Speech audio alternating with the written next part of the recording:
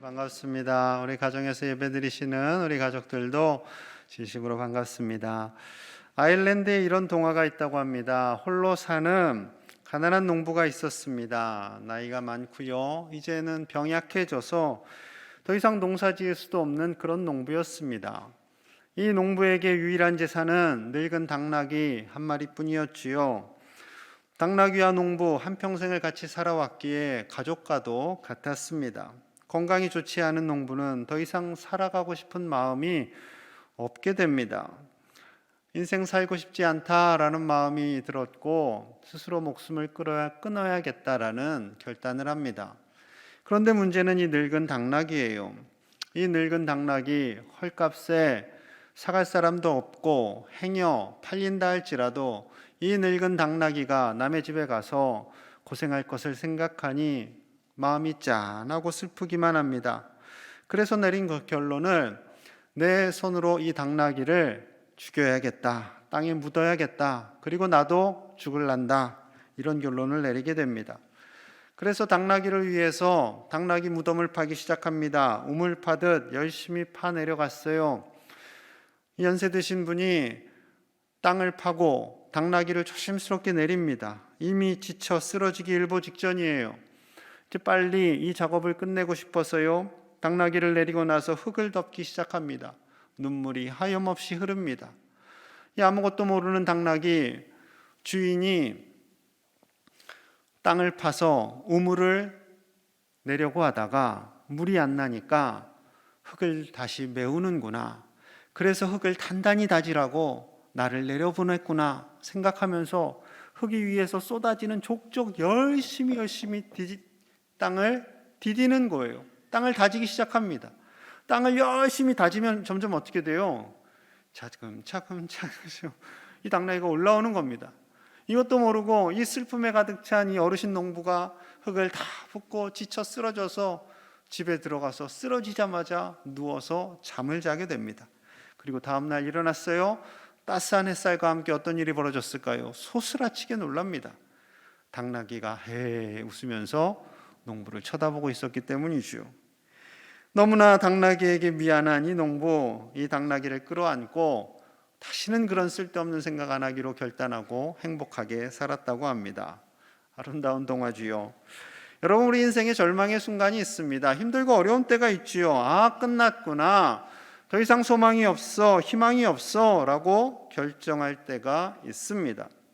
오늘 본문 이스라엘을 심판하시는 하나님의 말씀입니다. 하나님을 경외하지 않고 우상을 섬긴 이스라엘을, 유다를 하나님께서 심판하십니다. 오늘 본문 36절이에요. 그러나 이스라엘의 하나님 여호와께서 너희가 말하는 바 칼과 기근과 전염병으로 말미암아 바벨론 왕의 손에 넘긴 바 되었다 하는 이 성에 대하여 이와 같이 말씀하시니라. 칼과 기근과 전염병으로 말미암아 하나님께서 바벨론의 손에 넘기십니다. 이제 나라가 멸망하는 위기에 처했어요. 애굽에서 400년간 노예살이를 했어요. 그리고 하나님께서 자유인이 되게 하셔서 1000년을 살게 하셨습니다. 그러나 하나님을 경외하지 않음으로 인해 이제 이 나라가 망하게 되었고요. 많은 백성들이 죽고요. 포로로 끌려갑니다. 이제는 끝났어. 이 나라에 소망이 없어. 우리 자손들은 다 대가 끊어질 거야 라는 절망 속에서 어쩌면 동화 속 농부처럼 절망하는 이스라엘 백성들이 많이 있었을 것입니다. 하지만 하나님께서 주시는 이 연단과 징계는요, 포기하라는 징계가 아닙니다. 삶을 포기하고 죽으라는 그런 징계가 아닙니다. 하나님은 살리시길 원하시는 거죠. 이스라엘 백성들 이 연단과 훈련을 통해 이 70년의 세월을 통해 하나님만을 바라보는 백성으로 만드시는 하나님의 미래와 희망이 있었습니다. 그래서 약속하세요. 자, 37절입니다. 보라, 내가 노여움과 분함과 큰 분노로 그들을 쫓아보내었던 모든 지방에서 그들을 모아들여 이곳으로 돌아오게 하여 안전히 살게 할 것이라. 비록 내가 노여움과 분노로 인해서 이 백성들을 흩었지만 때가 되면 70년이 차면 이들을 다시 돌아오게 하고 그리고 안전하게 살게 할 거야 라고 말씀하시는 거죠. 어쩌면 뻔뻔스러운 백성들은 그럴 수 있을 거예요. 아니, 굳이 보냈다가 다시 되돌아오게 하실 거라면 그냥 처음부터 보내질 마시지요. 처음부터 좀 그냥 부드럽게 말씀하셔서 깨닫게 하시지요. 그럴 수도 있겠지요. 하지만 인간의 죄성상 그게 안 되는 걸 하나님이 아시니까 강력한 연단을 사용하시는 거죠. 이러한 연약함을 아시는 하나님께서 이스라엘 백성들에게 친절하게 위로하십니다. 예레미야 29장 11절이에요. 우리 함께 봅니다. 시작. 네, 봅니다. 시작. 여호와의 말씀이니라. 너희를 향한 나의 생각을 내가 아나니 평안이요 재앙이 아니니라. 너희에게 미래와 희망을 주는 것이니라. 아멘. 너희를 향한 하나님의 생각을 하나님이 아시는 거죠. 하나님은 재앙이 아니라 평안을 주시길 원하시는 거고 미래와 희망을 주시는 것임을 말씀하고 있습니다. 미래와 희망, 너무나 좋은 단어입니다. 설레이는 단어이지요. 70년 후에 이스라엘 백성들이 변화되고 그 연단의 시간이 지난 이후에는 하나님만을 경외하는 백성으로 나올 것을 향한 하나님의 미래와 희망이 바로 이스라엘 백성들에게 있다라는 겁니다. 물론 힘들 겁니다. 70년의 세월. 그러나 하나님의 관점에서는 그 70년의 세월은요, 긴 시간이 아니고요, 그 70년 동안 평안과 미래와 희망을 주시기 위해 준비하시는 하나님이시지요. 그리고 우리를 준비시키시는 하나님이심을 말씀합니다. 믿음의 선배들에게 후배들을 준비하게 하시는 겁니다. 비록 믿음의 선배들이 하나님을 온전히 경외하지 못함으로 인해 이러한 징계와 연단과 훈련을 받지만 다음 세대, 그들의 후손들, 그들의 미래가 되는 후손들은 하나님께서 미래와 희망으로 존귀하게 세워주실 것을 약속하시기에 하나님만을 경외하는 것을 가르치라는 겁니다. 그래서 오늘 두 가지로 말씀하세요. 첫째, 믿음의 후손들에게, 믿음의 후배들에게 하나님을 경외해야 잘 사는 것을 삶으로 가르치라 말씀합니다. 자, 38절과 39절 함께 봅니다. 시작. 그들은 내 백성이 되겠고 나는 그들의 하나님이 될 것이며 내가 그들에게 한 마음과 한 길을 주어 자기들과 자기 후손의 복을 위하여 항상 나를 경외하게 하고. 아멘. 항상 나를 경외하게 하고.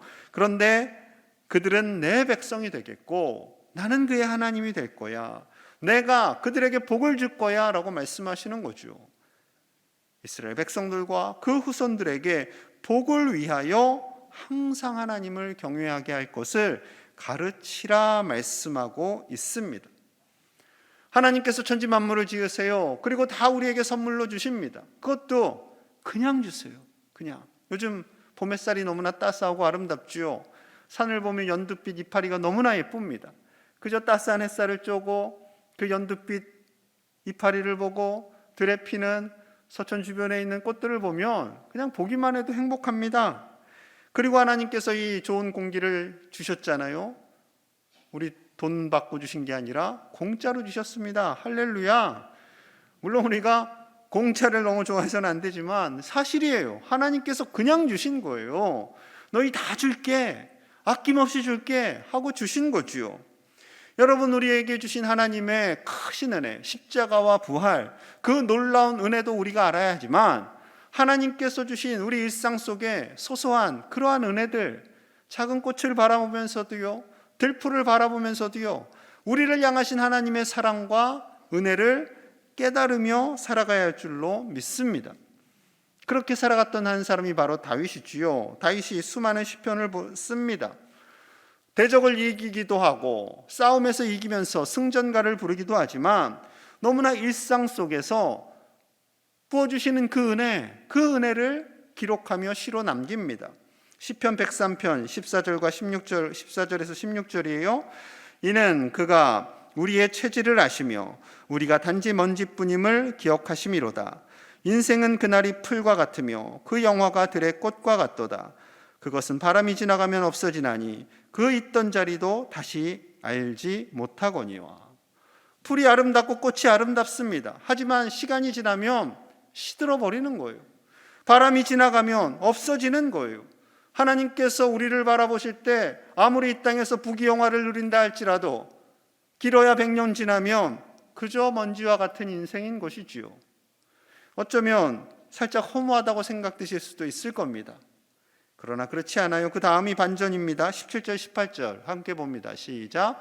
여호와의 인자하심은 자기를 경외하는 자에게 영원부터 영원까지 이르며 그의 의는 자손의 자손에게 이르리니 곧 그의 언약을 지키고 그의 법도를 기억하여 행하는 자에게로다. 아멘. 하나님을 경외하는 자, 하나님의 말씀을 기억하는 자에게, 하나님을 경외하는 자에게 영원부터 영원까지 자손의 자손에 이르기까지 하나님은 복을 주시는 하나님이심을 말씀하고 있습니다.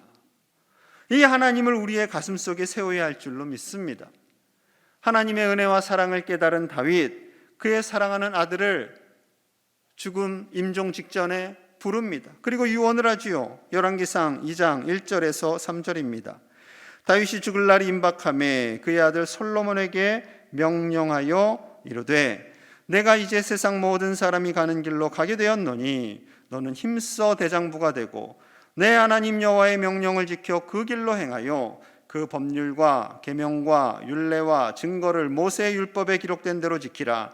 그리하면 내가 무엇을 하든지 어디로 가든지 형통할지라. 아멘. 여러분, 이것이 다윗의 유언입니다. 다윗 살아온 그 세월들을 돌아볼 때 하나님이 높여주셨음을 인정하는 거예요. 하나님이 계시지 않았더라면 내가 어떻게 왕이 될 수 있었겠니? 하나님이 계시지 않으면 내가 어떻게 저 수많은 적들을 이길 수 있었겠니? 라는 그 고백인 거죠. 여러분, 이 유언을 우리도 하실 수 있기를 간절히 소망합니다. 하나님을 경외하며 나아가는 그 사람을 하나님께서 복되게 하시는 거예요. 여러분, 어떤 유언 남기고 싶으세요? 돈 많이 벌어라, 좋은 직장 가져야지, 권력을 가져야지, 땅을 사야지, 아파트를 사야 해, 내가 살다 보니, 이런 유언 하시겠습니까? 그렇지 않지요. 하나님을 경외하면 하나님께서 그 외의 복은 다 더하여 주실 거야. 이 땅에서뿐만 아니라 영원히 너를 책임져 주실 거야. 이것을 유언으로 남기셔야죠. 여러분, 건강하실 때 유언 남기실 수 있기를 축복합니다. 힘없고 입도 안 열릴 때는요, 유언도 잘 안 나오실 것 같아요. 그러니까 지금부터 교육시키는 거예요. 반복. 또 그 말씀이세요? 또 그 말씀이세요? 라고 하더라도 하세요. 이것이 나의 유언이다. 하실 수 있는 저와 여러분들 되시기를 소망합니다. 하나님께서 우리 자녀들에게 하나님을 경외하는 것이 최고의 복임을 그들이 깨닫고 하나님께서 그들을 영원토록 복을 더하여 주시는 우리 신실하신 하나님이신 줄로 믿으시기를 소망합니다. 둘째로, 하나님께서 마음과 정성을 다해 우리를 심으셨음을 가르쳐야 합니다. 자, 본문 41절에서 42절 같이 봅니다. 시작. 내가 기쁨으로 그들에게 복을 주되 분명히 나의 마음과 정성을 다하여 그들을 이 땅에 심으리라. 여호와께서 이와 같이 말씀하시니라. 내가 이 백성에게 이 큰 재앙을 내린 것 같이 허락한 모든 복을 그들에게 내리리라. 아멘. 하나님께서 기쁨으로 하나님은 우리에게 복을 주시는데요, 째째하게 복을 주시는 분이 아니세요. 기쁨으로 주시는 분이세요. 기쁨으로. 그리고 마음과 정성을 다해 이스라엘 백성들을 그 황량한 땅에 심으시겠다라는 겁니다. 심으시겠다라는 거예요. 왜 굳이 심으시겠다라는 표현을 쓰실까요? 지금은 황량한 땅이에요. 전쟁에서 지고 70년간 황폐해진 땅이에요. 그런데 하나님께서 사랑과 정성을 다해서 온 마음을 다해서 하나님의 사람들을 심으면 그들이 자랍니다. 싹이 나고 잎이 나서 줄기가 자라고 나중에는 열매를 맺고 그 열매를 먹게 될 수많은 사람들이 있음을 보시는 거죠. 그래서 우리 주님이 나무로 표현을 하시는 겁니다. 이 말씀은 훗날 이스라엘을 통해 예수님께서 오시고 예수님으로 말미암아 온 인류가 복을 받을 것에 대한 선포의 말씀이지요. 이와 동일하게 하나님께서는 우리를 심으시는 거예요. 우리를 우리의 가정에, 우리의 이 땅에 심으시는 겁니다. 하나님의 마음과 정성을 다해 우리를 심으시는 겁니다. 사랑하는 여러분, 우리는 우리의 자녀들과 손주들을 위해 무엇을 심으시겠습니까? 이 나라와 민족을 위해 어떤 씨앗을 심으시겠습니까? 미국 시카고에 오헤어 국제공항이 있습니다. 저 공항인데요, 이 공항의 이름, 오헤어 공항이 어떻게 오헤어 공항이 되었는지 그 이름을 좀 찾아보려고 합니다. 1900년대 초기 시카고에는요, 알카포네라는 마피아 두목이 있었습니다. 남자분들은 좀 들어보셨을 거예요. 저분인데요, 밀주매매, 매춘, 살인, 악명 높은 갱단의 두목이었지요. 저 마피아와 관련된 많은 영화들이 있었습니다. 대부 잘 아실 거예요. 이런 악한 갱단의 죄를 누군가는 덮어줘야 저런 마피아 두목이 안전하게 살아갈 수 있는 거예요. 그래서 변호사가 필요합니다. 최고 실력의 변호사. 시카고에는 이지 에디라는 별명을 가진 변호사가 있었습니다. 쉬운 에디라는 표현인데요, 오른쪽에 있는 사람입니다. 그러니까 저 에디라는 변호사에게 가면 모든 일이 쉽게 풀린다라는 거예요. 그래서 저 에디를 고용합니다. 그리고 알카포네가 감옥에 들어갈 뻔했는데 저 에디가 막아줬어요. 고맙잖아요. 정식 고용인이 됩니다. 그리고 알카포네 밑에서 일을 하면서요, 엄청난 돈과 성체 같은 맨션, 집, 그리고 하인들을 선물로 받습니다. 마피아를 위해서 그 불법을 합법으로 만들어주면 이 마피아에서 엄청난 돈을 주는 거예요. 호의호식하며 살 수 있습니다. 그런데 문제는 이 에디라는 변호사가 아들을 볼 때마다 자기의 마음에 편치가 않는 거예요. 존경받는 아버지가 되고 싶은데, 정의로운 일을 하고 싶은데, 선하지 않은 일로 인해서 돈은 많아졌지만 이 에디의 마음이 편치 않습니다. 밤마다 고민을 하는 거예요. 기도합니다. 결국에는 자신의 모든 죄를 법원에 가서 고백하리라는 결단을 하게 됩니다. 자신의 죄와 그리고 알카포네의 모든 죄, 갱단의 모든 잘못들을 다 이야기합니다. 이로 인해서 알카포네는 감옥에 가게 되었고요, 시카고는 더 이상 무서운 도시가 되지 않을 수 있었습니다. 하지만 이 일로 인해서 그의 생명은 길 수가 없었습니다. 같은 해 1939년 11월 9일자 신문에 난 뉴스입니다. 총에 맞아서 저렇게 쓰러지고 맙니다. 아들에게, 그리고 이 도시에게 공의와 정의를 심어주려고 했던 저 에디 변호사는 결국 죽음으로 인해 자신의 생을 마감했지만 도시는 정의로워질 수 있었던 것이지요. 아직 이야기가 끝이 아닙니다. 시카고 공항 이름에 대한 이야기가 덜 나왔어요. 두 번째 이야기. 1939년에 2차 대전이 발발합니다. 수많은 전투기 조종사들이 필요했어요. 그 중에 에드워드 헨리 오헤어라는 전투기 조종사가 있습니다. 저분인데요, 1941년 남태평양의 렉싱턴이라는 항공모함에 배치됩니다. 그리고 이제 저 비행 중대가 명령을 받아서 날아가야 되는데, 가다 보니까 연료 탱크에 연료를 다 채우지 않은 것을 발견하게 됩니다. 큰 실수를 한 거죠. 거의 감옥 갈 수준의 실수를 한 겁니다. 어쩔 수 없이 그 대장에게 허락을 받고 항공모함으로 돌아가게 됩니다. 자, 돌아가는 그 과정 속에서요, 10여 대의 일본 전투기가 저공 비행을 하면서 항공모함 쪽으로 가고 있는 것을 발견합니다. 자기는 혼자뿐이에요. 그런데 일본군 비행기를 보는 순간 어떻게 해요? 도망가면 살지만 자기가 도망가면 항공모함이 침몰되고 2,800명의 군인들이 죽을 수 있는 위기입니다. 그가 두려워하지 않고 내려가서 일본 전투기 5대를 격추시킵니다. 당황한 일본기들이요, 이거 후퇴하는 거예요. 그리고 이 사실이 미국에 알려지게 되었고, 이로 인해서 미국에서 그는 의회 명예 훈장을 받습니다. 안타깝게도 1년 뒤에 전투 중에 그는 사망하고 맙니다.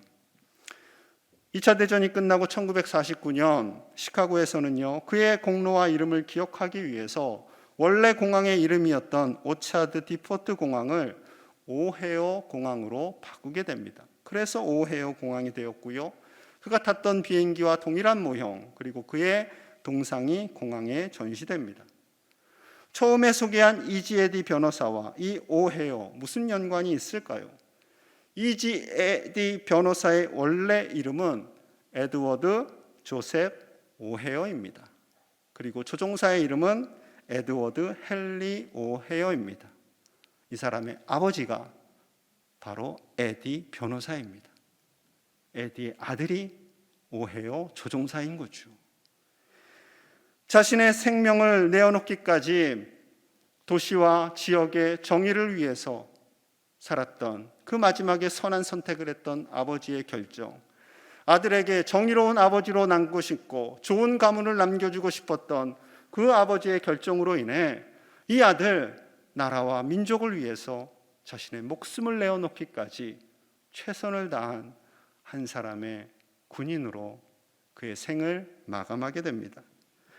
여러분, 어찌 보면요, 이지 에디라는 그 변호사가 마피아와 그냥 결탁하고 돈 많이 벌고 떵떵거리고 살고 그 재산을 아들에게 물려주었더라면 아들도 죽지 않았을 가능성이 크겠지요.